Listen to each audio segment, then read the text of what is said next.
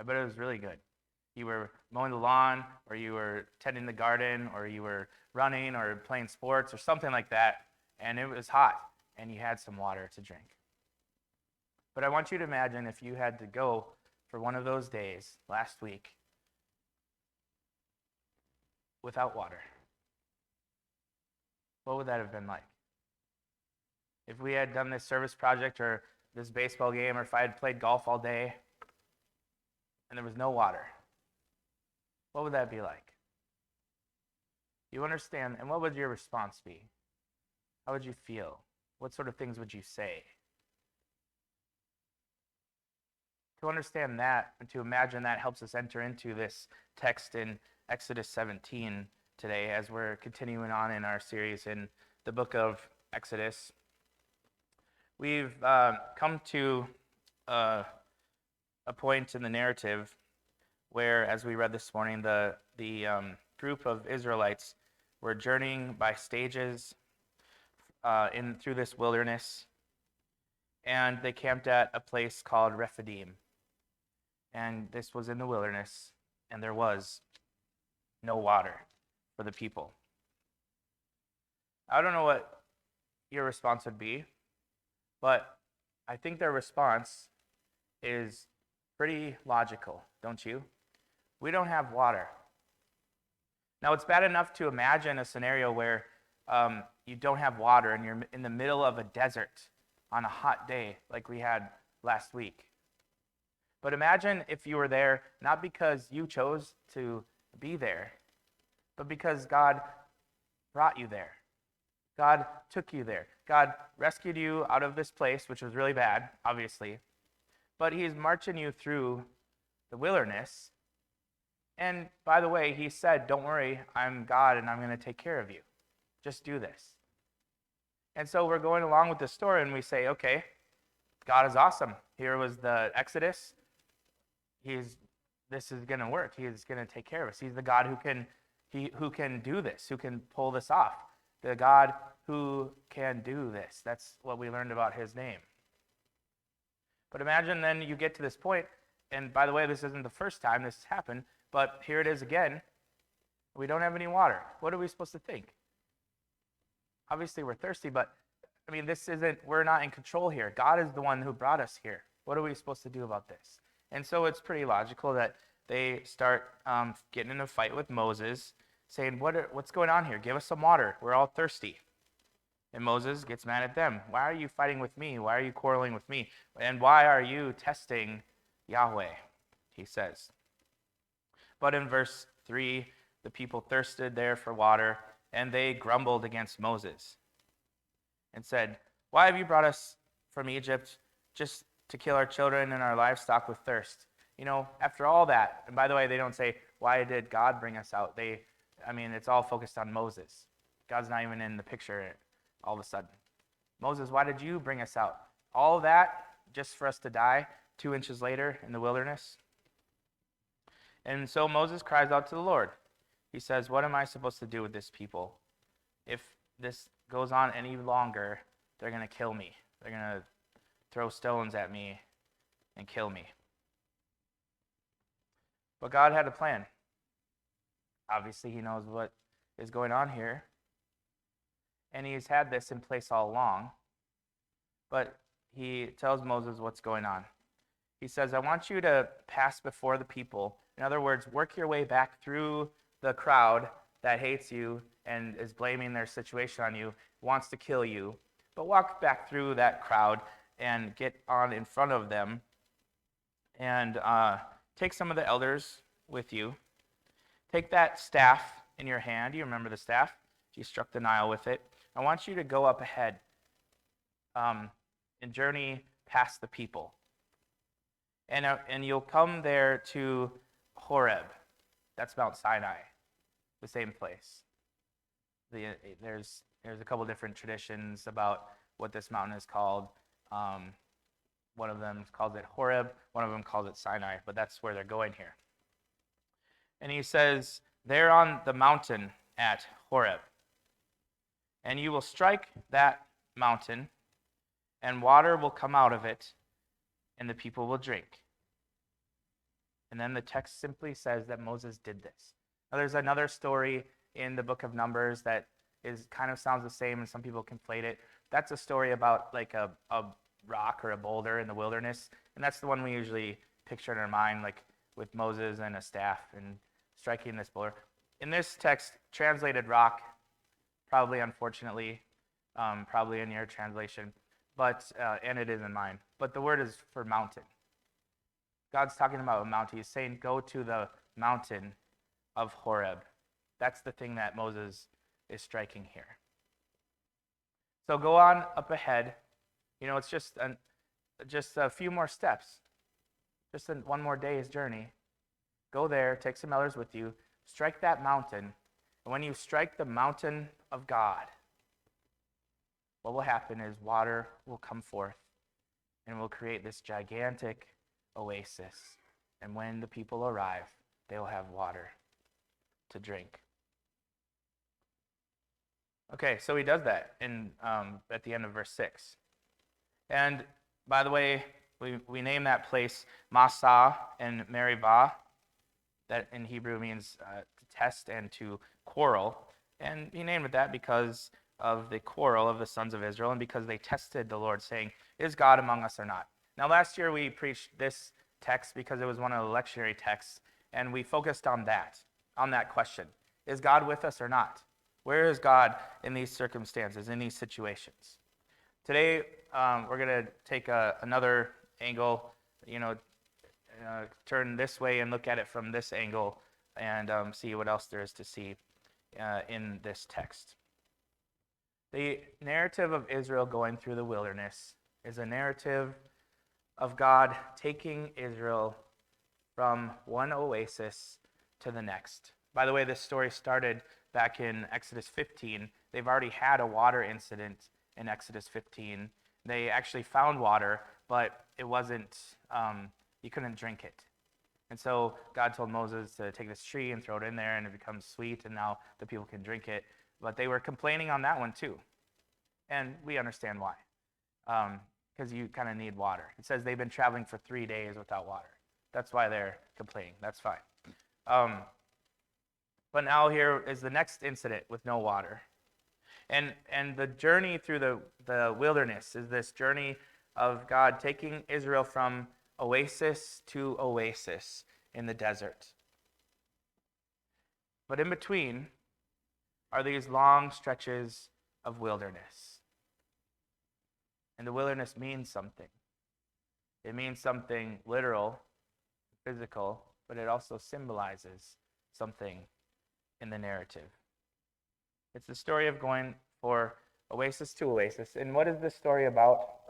This story is about the blessing that can be found at the oasis, the blessing that indeed can be found in the wilderness as well. And by the way, the danger that lurks in the wilderness, pretty obvious, but also the danger that lurks at the oasis, which you wouldn't expect. Isn't the oasis the place where everything is going well? Everything is going fine. Our needs are being taken care of. We have all that we need.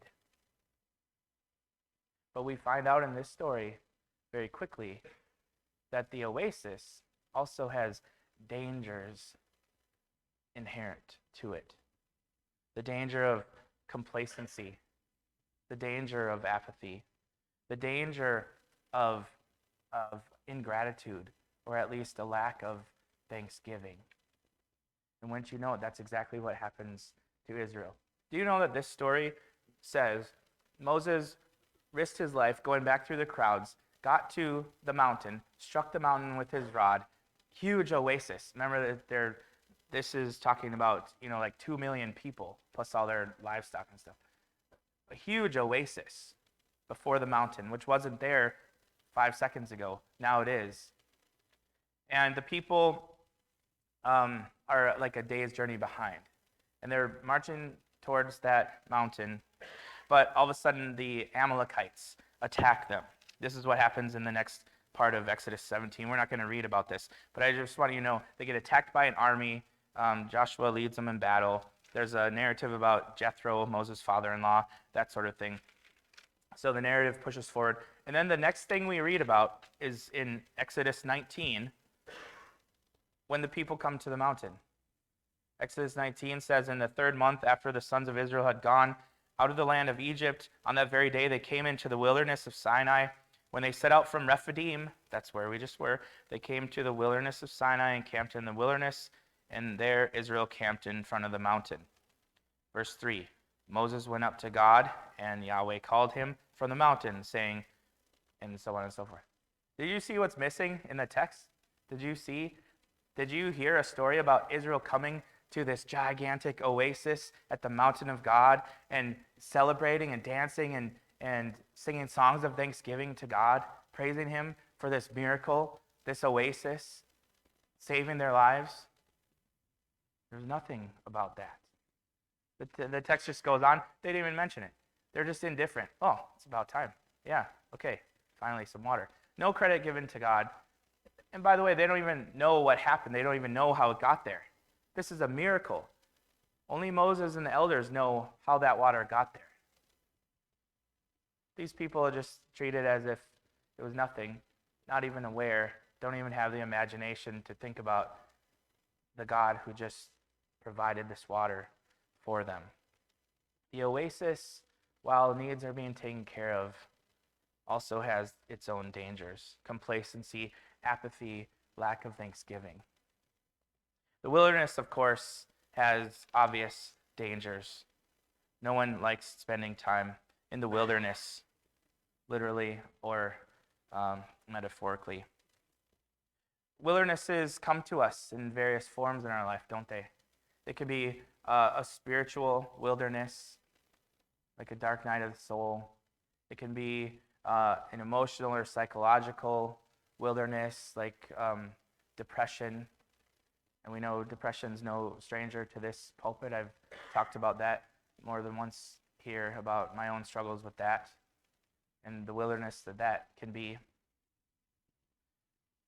And wilderness can be physical in our lives. Seasons of the wilderness can include health problems, times when we can't pay the bills, going through a divorce, whether it's you or your parents,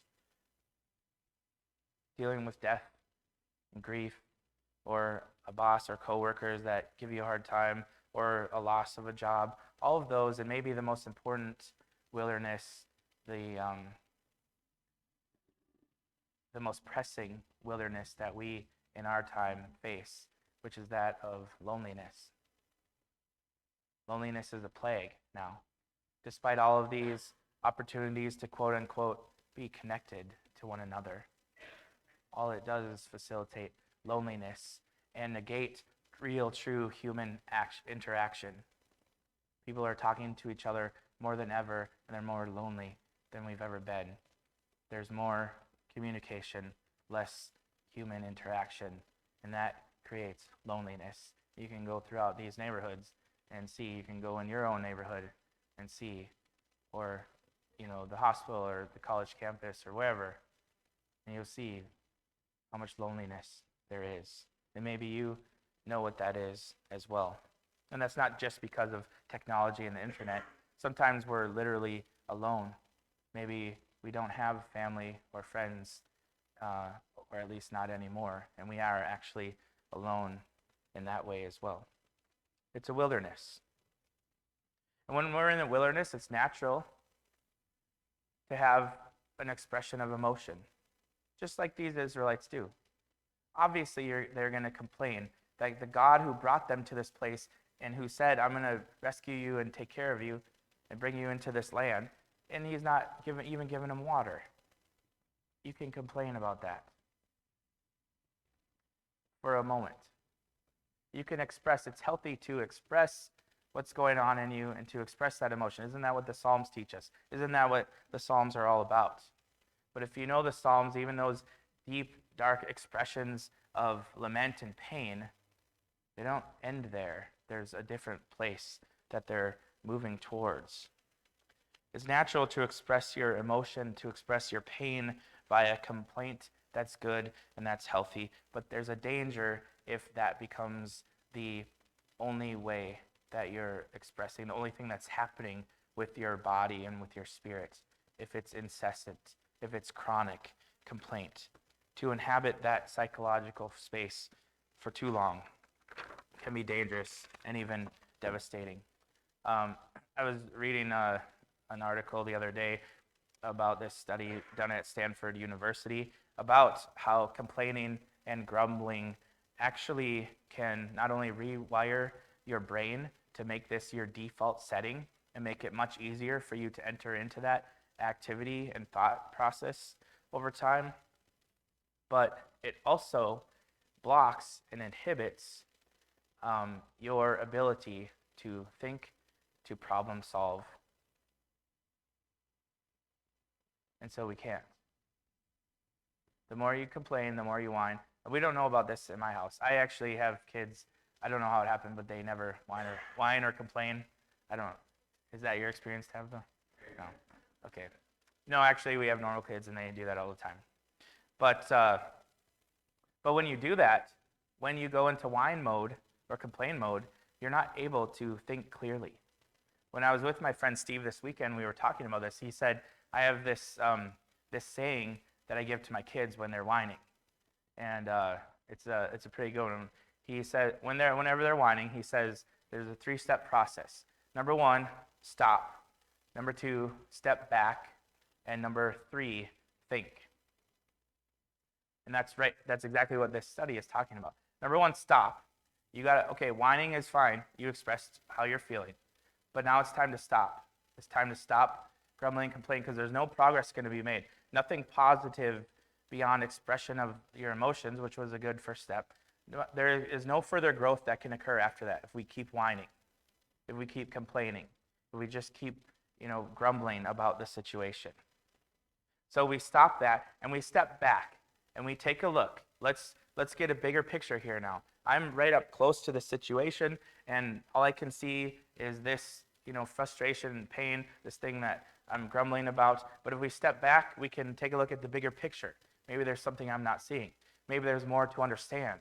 Maybe there's more to appreciate. Maybe there's a mixture of good and bad here. Maybe there's some things that I'm missing out on. And third, he says to them to think. Remember, you can't think when you're whining. So you stop whining, you step back, and now you're able to think. And now you can process and problem solve and really work through this situation. That's with a whining kid. It's also with a whining adult. It's also what we ought to be doing in the wilderness. Because the wilderness, despite its frustrations and pains and discomfort, is actually where our identity is forged or confirmed. The wilderness is where our weaknesses are underscored, but also turned into strengths if we're willing. If we're willing to break through that pattern of complaint, which is fine to do for a moment, but break through that chronic pattern and practice of complaint. That's how our weaknesses are turned into strengths. That's where our faith muscles are built up. That's where we learn to trust in the God who can separate the waters and bring forth dry land, and the God who can take dry land and bring forth from it life-giving water. This is what Israel learns in her wilderness. This is what Jesus learns in his own wilderness. A recapitulation of what Israel is doing. Israel for 40 years, Jesus for 40 days. Jesus being tested in the wilderness, just like Israel. Tested about who he is. Who is this guy? And who is his God? That's what those tests are about. This is what we too learn in our own wildernesses, who we are and who our God is. Israel didn't realize that they were just one more day, just a few more steps away from the next oasis. And there would be the water provided by the God of creation, the God of Exodus, who gives them the water of life, living water. And when they get there, they don't even realize the miracle that was before them. And that's a danger for us too. We can spend time in the wilderness not realizing that the oasis, if we would just press forward in faith a few more steps, the oasis is not far from here. So we can choose to stop and complain, or we can press forward, knowing that God has something in store for us, not just there, but here in the wilderness, to learn what it means to have faith, to trust in God, to press forward, to persevere, no matter how difficult, no matter how hard that may be.